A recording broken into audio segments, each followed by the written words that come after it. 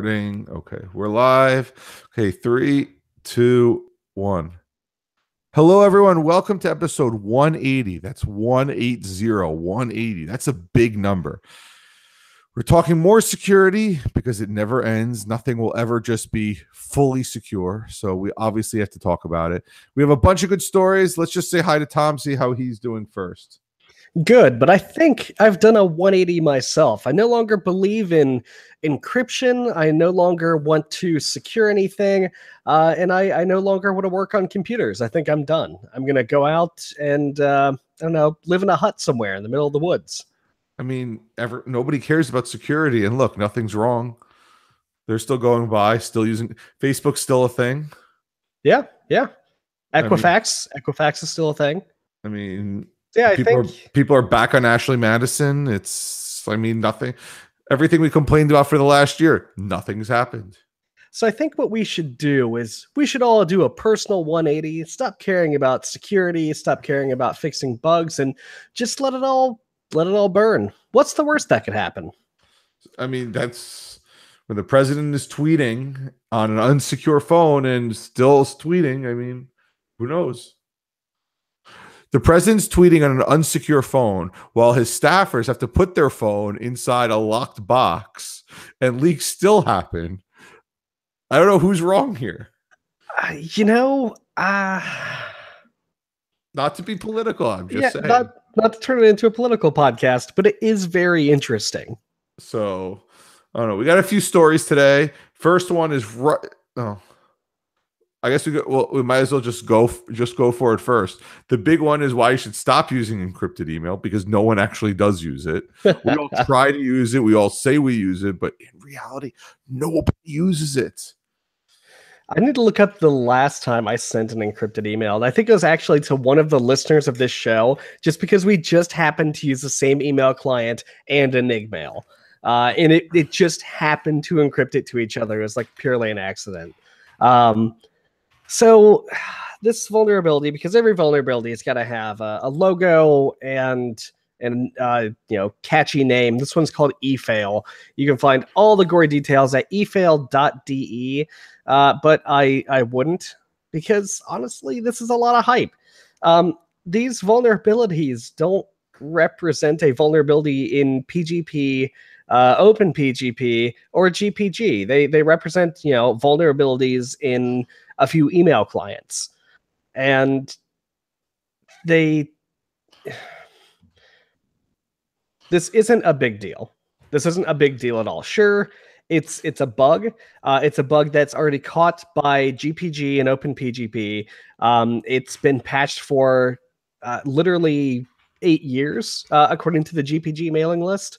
The issue and the core of the issue is that if you hand your decryption software corrupted image tag or something with a source header, and you don't properly close it, what you can do is you can actually exfiltrate the details of that email back to a third-party server. There's a lot of things that have to happen for that to even take effect, right? You have to load external images. You have to have something not working through a proxy server, because Gmail forces all their images to go through Google's proxy server anyway, which catches weird stuff. You have to, accept connections to that site. You have to be using an email client that's vulnerable, and that will display images.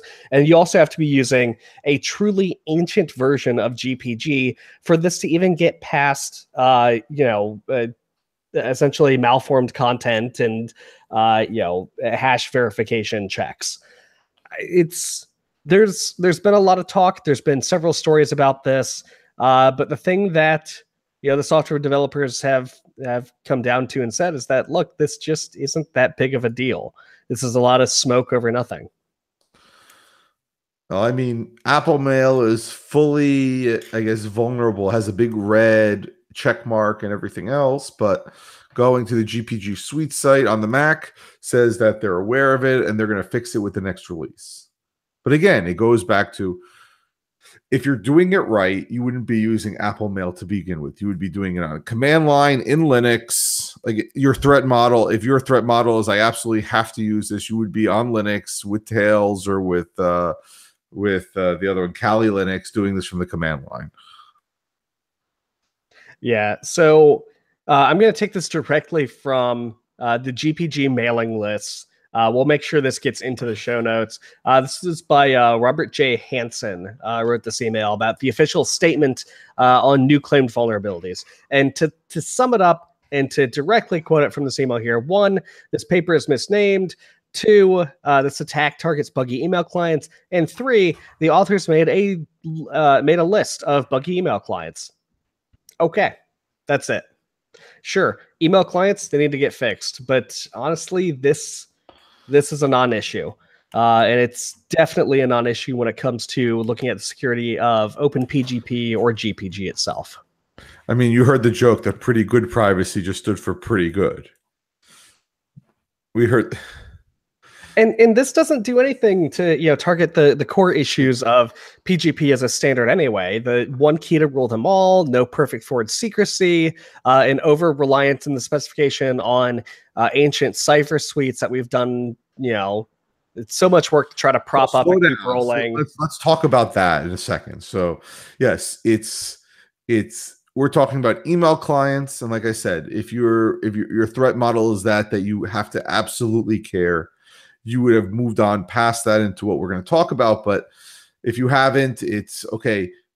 Check your PGP provider. They're probably going to issue an update or find a different way. There's a whole bunch of things you can do. There's no evidence that this has been actually used in the wild, I don't think. Not that I know of. So just obviously patch. The bigger problem is, like you just said, perfect forward secrecy and all this other stuff. And in fact, the EFF is saying, you know what? You probably should be moving to some sort of encrypted messaging system instead, which I think I kind of agree with in theory, but I always like having that back end of saying, you know what? We can fall back to encrypted email because we know that that's bulletproof. It's been hammered on since 1981, and other than a few hiccups there with, like we said, with the email clients, it's been pretty rock solid. It's bulletproof as long as your key is of the sufficient key length. So we're talking, RSA 2048 and above. I would argue just go all out. RSA 4096, the key size and the time to encrypt doesn't really matter. Sure, you're going to get lengthier signatures, but honestly, who cares? 2048 is safe enough for most use cases if you're paranoid or if you just don't care about, doubling your key size like I do. 4096, that's fine. But yeah, this, OpenPGP and GPG in that spec is really rock solid and secure with a bunch of caveats, as long as nobody gets your key, which is the main caveat. If they do, they have access to anything in the past and anything in the future you use that key for. And you might not be aware of a breach, right? Somebody might have grabbed your key, however long ago. And as long as you're using that key to this day, they have access to everything. And that's the big downfall. I was going to say, is it a possibility, because I don't have too many people's keys, to say, you know what, every time I want to send an encrypted mail message to somebody, I ask them for their key, their public key, or keep it updated in Keybase, and every time I want to start a new, let's say, conversation with you, we just switch keys. Basically, make your own perfect forward secrecy. The problem is it's going to take a lot of time. Yeah, so you could theoretically roll a new PGP key for each and every conversation, signing it, with a master key to prove it was you, or even signing it with a previous key from the previous conversation. And that would work. That's similar to how some other essentially perfect forward message systems work today. But it is a lot of work. Unless it's in the spec, unless you're building a script to do it, unless the other person's email client knows to expect a new key for you. PGP and the way it was envisioned to work back in its inception, it wasn't designed to function that way. You could do it. You absolutely could. And it would solve, this particular problem, but it would be really annoying. Like you said, I think this is more of a not that big of a deal, other than the fact that the things we hold near and dear to us we found a vulnerability, and not even in the code. It was a third party vulnerability, and now we have to reevaluate our life choices. Yeah. So, well, with that said, the EFF puts a statement out, which I don't necessarily agree with, like stop all PGP and move on. Which if you want to have a conversation about that, we can, but it's not something to have a conversation about. We have always talked about secure messengers, but that takes us to our next story with Signal, who've made a pretty big goof with on their desktop app having all that stored on your Mac. The desktop app was able to keep your conversations unencrypted on your Mac in a log file, which, I mean, I'm sure they subsequently repaired and fixed, but it's still a pretty big deal. Yeah, so there was that, and then there was also a Signal desktop HTML tag injection, so you could actually send someone a specifically crafted message to get code execution on their machine, which is pretty awful. That's a pretty nasty bug, and unfortunately, this kind of thing is going to keep happening. We're going to keep finding these types of things in various messaging platforms, sending malformed data and having a system misinterpret it because of software, because of reasons, right? There's various reasons why you could get an injection attack working, and that is fixed now. But these things aren't perfect. They're not. I just wish the reason we use WhatsApp for our group chat, which, by the way, if you want to join our WhatsApp group chat, I message one of us personally. If you message a group account, Twitter killed all their clients. So to switch accounts is a royal headache. We will get to you. Comment somewhere. Find us. We'll get you in there. But they have a WhatsApp. The WhatsApp desktop is awesome. It's not a download. You take a little picture of your QR code and it uses your phone to send the messages. To date, I don't think there's an attack between the phone and the computer. I think it just uses some encrypted display technology. But I wish Signal would go follow that lead. So you don't have to install something. You don't have to roll your key or encrypt it. I wish there was something else we can do. There are issues with that too. So WhatsApp could surreptitiously put a little bit of JavaScript into their web client without anyone knowing. They could even do it for a specific IP address or target a specific user when they log in. That JavaScript could read the text on the screen and exfiltrate it back to WhatsApp or law enforcement or put it on Pastebin, do whatever it wants to, right? Because we don't control the code that's running in that browser window. We don't control any of the code that their servers send us. With Signal, at the very least, not that we do, right? Not that everyone takes this level of paranoia or care or time. But when we get an update package, all of that code is open source and it's signed. We can inspect it. We can see what it's doing. On WhatsApp, sure, we can read the source code of every little piece of JavaScript that comes through the browser, but people don't. And I think that's why Signal has not done a web client, because it makes people, or it leads people to trust something that they necessarily shouldn't. And it could cause problems that are hard to reproduce. One thing about this CVE, about this vulnerability, and it's CVE 2018-11101, if you want to look it up. There's a great write-up about this issue. Ivan A. Barrera Oro. We'll make sure this hits the show notes so you don't have to Google around and try to spell that. But there's a great write-up on proof of concept, exploit code, showing a couple videos of it in action. Really cool stuff. One thing to pay attention, though, at 1900 hours, the vulnerability was discovered. At, let's see, let's just say 8 p.m., Email the Signal security team. 9:47 p.m. the same day, Signal desktop update has been published, and then they waited 2 days to do the public disclosure just because they're nice. But that's less than 3 hours from vulnerability discovered, right? That's less than 2 hours from got the email to fix published.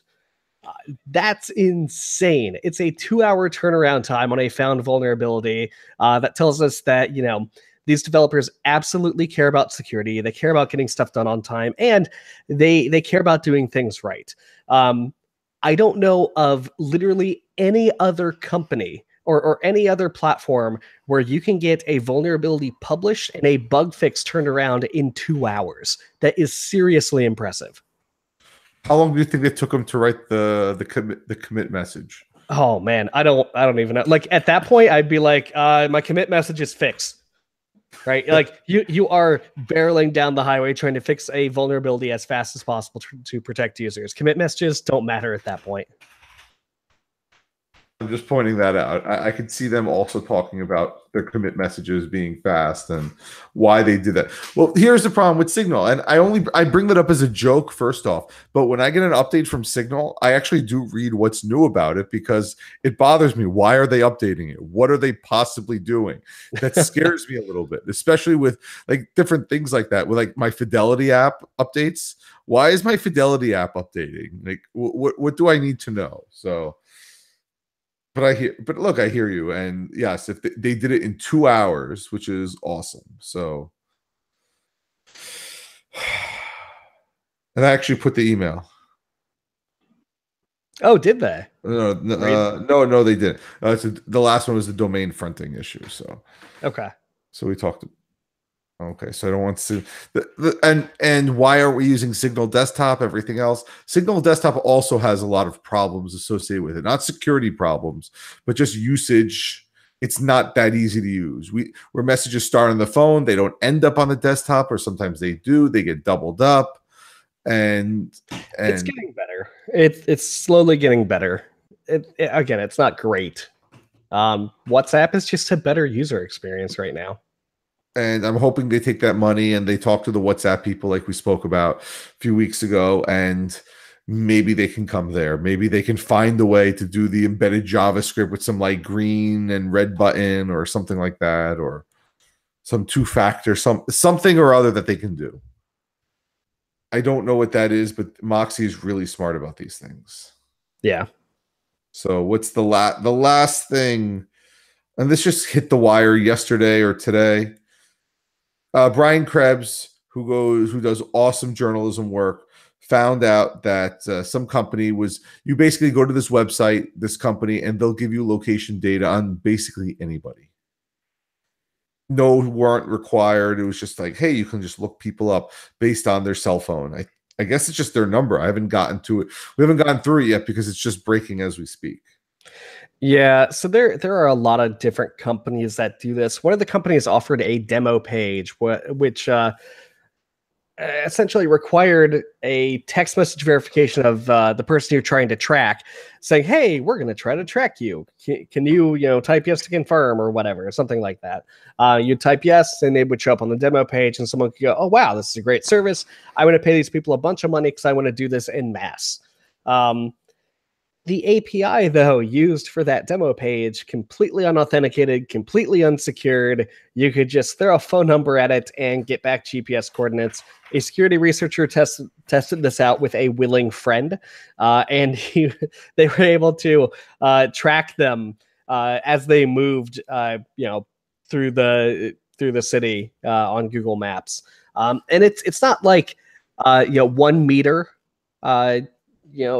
accuracy. It looks to be about 1.5 miles. I'm sorry. I misspoke. 1/5 to 1/3 of a mile at a time. That looks like a cell tower. Yeah, it's doing cell tower triangulation from what it looks like. And there are tons of companies doing this, tons of companies selling these services to enterprises who want to keep track of employees, to law enforcement for fairly obvious reasons, to investigators. You name it, you can buy it. Um, yeah, yeah. So we've known that if you have a cell phone, theoretically, you could be tracked anywhere, but this just goes to show how easy it is. Anyone can track you at any time for any reason as long as they go through one of these providers.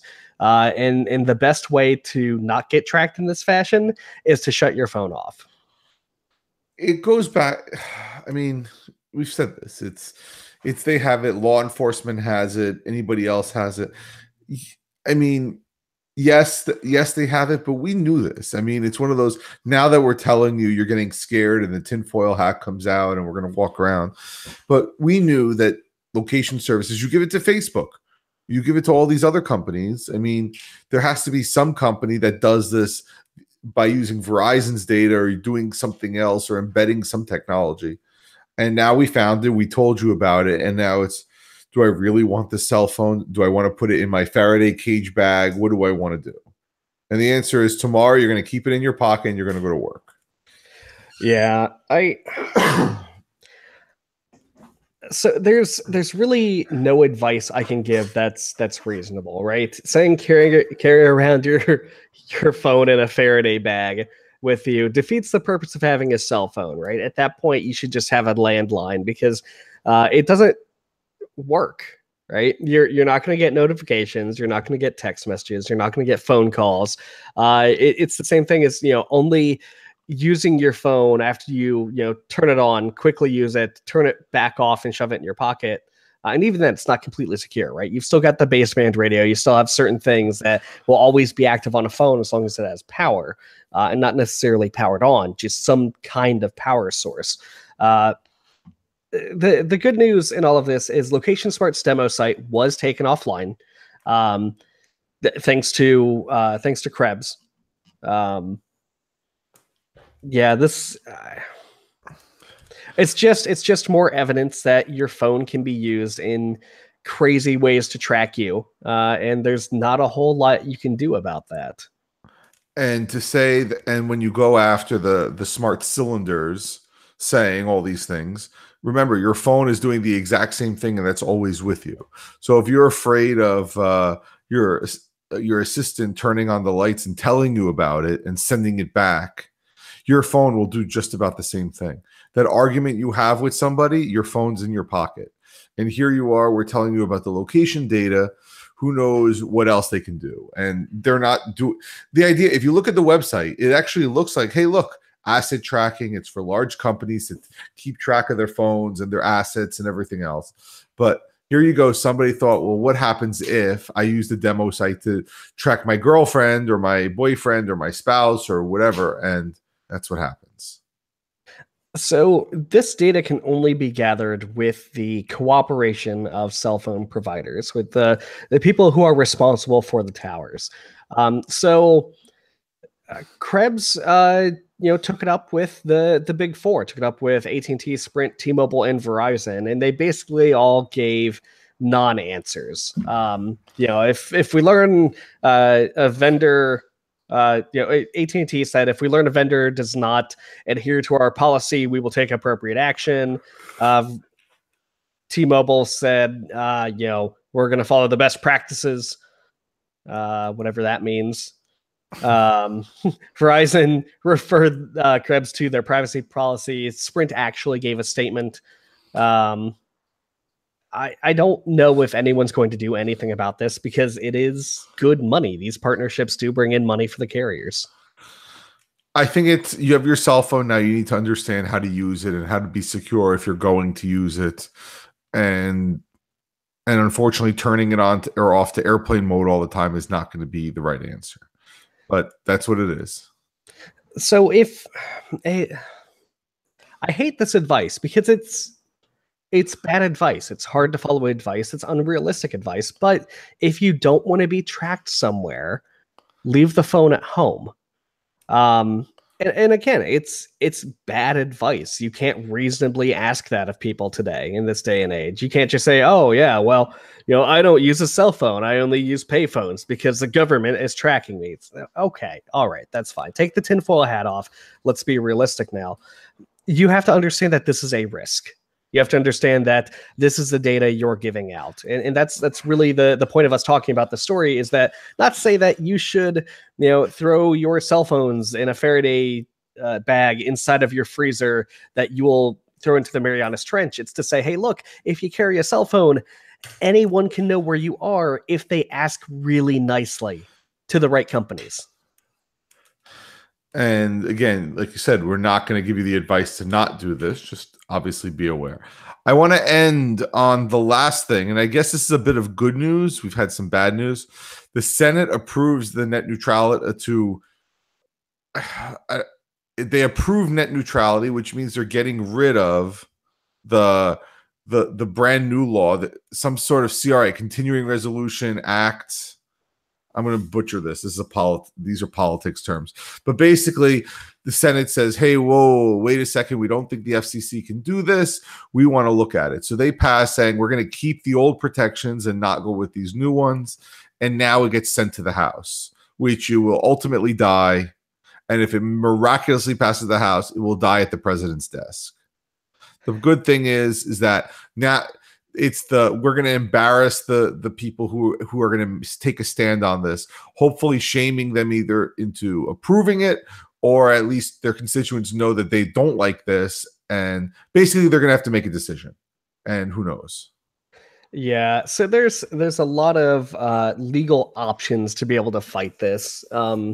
One of which is private and public lawsuits against the FCC and against carriers. That's still an option on the table. But this is a good thing, right? The battle is nowhere near won. It's gotten through the Senate, which was great, right? That's a huge battle. I don't want to denigrate the hard work that lobbyists and grassroots protesters and really the American people have done here. We won a battle that was uphill and that was considered unwinnable at one point in time. It's great. That's awesome. Now we've got to still fight. It's not over. Now it's got to go through the House. Probably won't work. Let's give it our best shot. And then it's got to get through it's got to get through the president, who promoted essentially Ajit Pai, who doesn't like net neutrality. I'm not going to get into reasons. It's not a politics podcast, but because dumb reasons. And a light touch of the government. We'll just leave it like that. Yeah. So yeah, we'll see where it ends up. But this is a good thing. At the very least, you get to see which senators and which representatives are actually on your side fighting for the people, and which ones are, they could be being paid under the table by cable lobbyists. Not saying they are, because it's not confirmed, but you totally know. Look, if you're really a person who's saying, I don't want any government intervention and everything else, that's fine. More power to you. But you cannot be sitting there on Comcast, on Time Warner, on Fios, on AT&T and say, this is the best we got. I only like having one option. And the people say there are more, there aren't any. I know that you think there are, but they're not. Especially with more IoT devices and everything else. And then to say, hey, they're going to be able to do whatever they want. Comcast already says, if you don't get our cable package, we won't give you the new internet speeds. They didn't say they will degrade your internet speed. They just won't give you the new, faster ones for free. You would have to either pay more for them, or they're just not available to you in an effort to get you to pay cable, which I don't know if that violates net neutrality, but if it doesn't, this is just the precursor to it. Yeah, They could say, hey, unless you buy our expensive cable package, we're going to slow down Netflix. And without net neutrality laws, they are absolutely allowed to do that. It's within their power. They could say, hey, if they have the ability, right? They could say, hey, Hulu is giving us more money this week. We're going to speed up Hulu. We're going to totally shut down access to Netflix and YouTube because Hulu has paid us more money. Now, if one of the other guys said to give us more money than Hulu, that one will become available to you. Not saying they would, but it's something they absolutely could do. And hey, it's not something we have to worry about because when's the last time a cable company has done something truly evil? Probably yesterday. Yeah, probably yesterday. Well, I don't know. It's business hours somewhere, so probably like right now, there's probably somebody in a boardroom doing something completely evil right now, like kicking a puppy just because they can. Look, look. I'm in an area where I have two different service providers, so for lucky me, like I guess I would say that. But for the people who only have one like good reliable service provider, it becomes a problem. So I'm hoping the representatives, whatever leadership with the Republicans are thinking about, figure out a way to maybe pass this. Maybe they're tired of getting blamed. Let the president have to make a decision. Let him say that whatever he is, and that's why they brought the bill, to show who the people and where they stand, knowing that this really is not going to change anything. It's going to take too much. So I don't know. I'm happy that it happened. It shows that Congress can work together, which we're starting to see if you follow politics at all. But this is far from a long shot. So just keep an eye on which of your representatives said, you know what, I want to gut net neutrality. And then fire them the next time voting season comes up. Remember, everyone in the House is up in November. So in November, you have the power to do that. Register to vote and vote. Okay, anyway, we are over, so we're going to end, and we will see everyone next week. Bye, See everyone. everyone. And stop.